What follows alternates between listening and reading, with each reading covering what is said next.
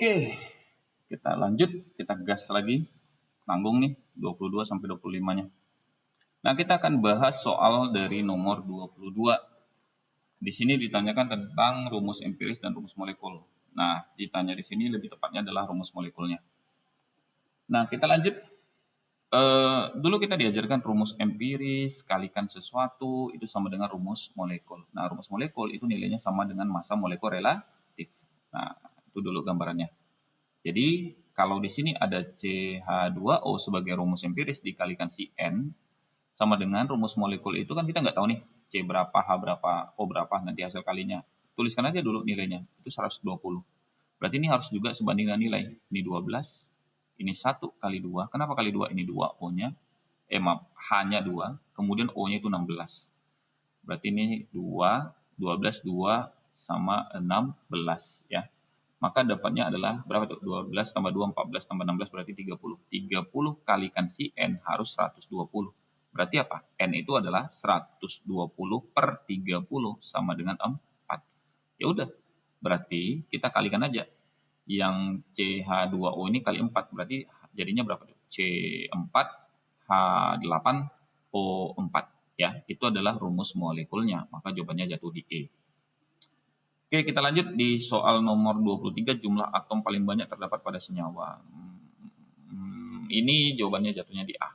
Kenapa? Gini, si N-nya itu 2, kemudian H-nya itu 4 kali 2 itu 8. Ya, N itu kan kali 2 di luar ini, dia pakai kurung.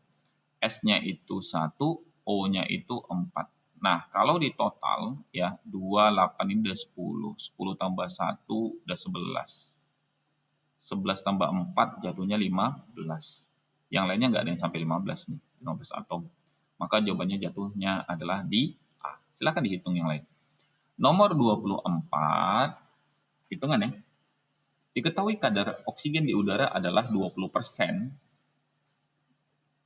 Untuk membakar sempurna 50 ml gas C3H8 pada suhu tertentu, tekanan tertentu, temperatur dan presurnya, diberikan reaksi yang belum setara, kira-kira dibutuhkan udara sebanyak. Nah, satu dulu yang harus kita pahami, kalau kita ditanya udara sebanyak, berarti kan oksigen yang 20% itu kan terhitung ya, terhitung. Itu yang pertama. Jadi setarakan dulu. C3H8 ditambah O2 menghasilkan CO2 plus dengan H2O. Kita kunci aja lah. Di sini kalau kita kunci 1, nih kita kunci 1. Berarti di sini jatuhnya 3. Kan gitu tuh. Ya. Kemudian kalau di sini kita hitung ya supaya apa? Ini kan udah dikunci 1, berarti H-nya jadinya 8 nih. Berarti ini harus 4. Nah, berarti O-nya di sini 6, O di sini 4. Totalnya berarti sama dengan 10. Berarti ini harus 5. Udah setara tuh, ya. Udah setara. Maka kalau ditanya volume C3H8 katanya kan 50 ml nih.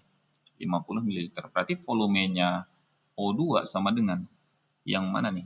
C38. Kalau ini 50 ml, satunya berarti 5-nya ini berapa? Ya udah. Berarti tinggal buat aja di situ 5 per 1 kali 50 sama dengan 250 ml untuk O2. Nah, konsepnya gini.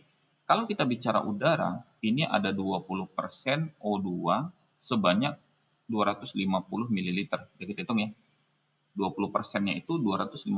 Berarti kalau kita bicara kembali ke udara yang 100% termasuk O2 tadi, ya, kita tinggal kalikan aja kan. Berarti kalau dia konsep ini nih, kadang-kadang kita bingung memahaminya. 20%-nya itu 250 ml.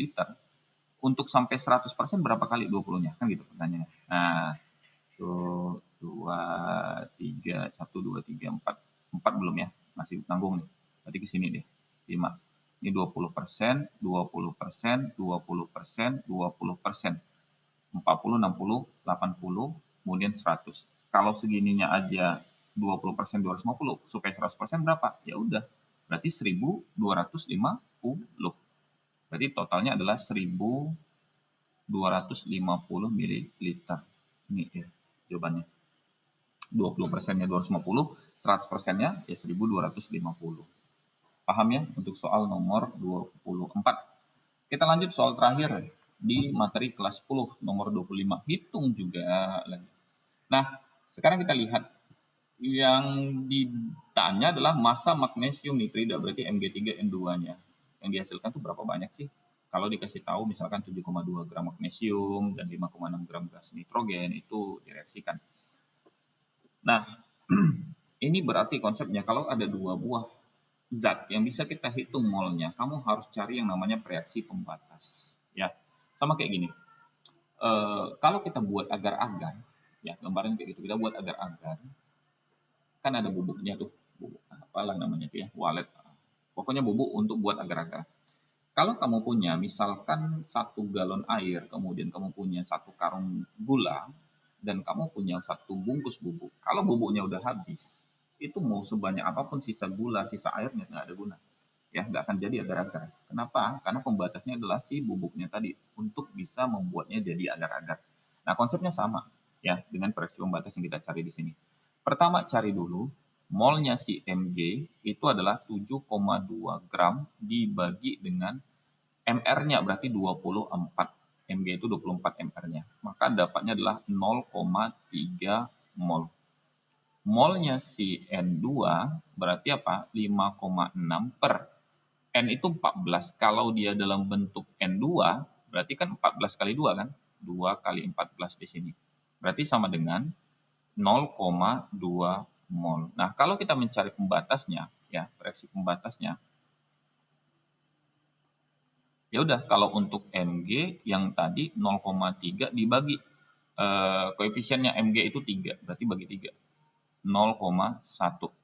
Kalau untuk si N2 berarti dapatnya tadi 0,2 dibagi koefisien N2 di sini nggak ditulis nih, berarti sama dengan 1,2. Nah, yang terkecil lah yang dijadikan pembatas. Reaksi pembatasnya yang terkecil. Nah, tapi dalam memasukkan angkanya nanti jangan tuliskan 0,1, tapi tetap tuliskan yang 0,3 ya. Nah, kita buat dulu di sini reaksinya kita ulang. 3 Mg ditambah N2 menghasilkan Mg3N2. Mula-mula bereaksi sisa.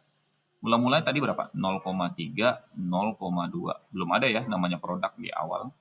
Nah, di sini yang pembatasnya Mg, maka kamu tuliskan sini 0,3. Nah, si N2-nya itu bagaimana? Kalau 3-nya saja 0,3, satunya, ini kan 1 sebenarnya nih. Satunya berapa? Ya berarti 0,1. 3-nya 0,3, satunya berapa? 0,1. Berarti di sini karena koefisien juga sama, ini 1, maka di sini dituliskan adalah 0,1. Nah, jadi hati-hati ya. Kita mulai dari pembatasnya dulu. Berarti ini habis. Ini ada sisa 0,1, ini ada sisa 0,1. Nah, kita butuhnya di Mg3N2 karena itu yang ditanya. Berarti 0,1 mol. Maka gramnya dari Mg3N2 itu sama dengan mol Mg3N2 dikali dengan MR-nya. Ya. Nah, sekarang molnya tadi 0,1 mol. MR daripada Mg3N2 ya, ini punya MR itu sama dengan 100 gram per mol. Ya, kita bisa hitung 3 kali 24, 2 kali 14 tambahin 100.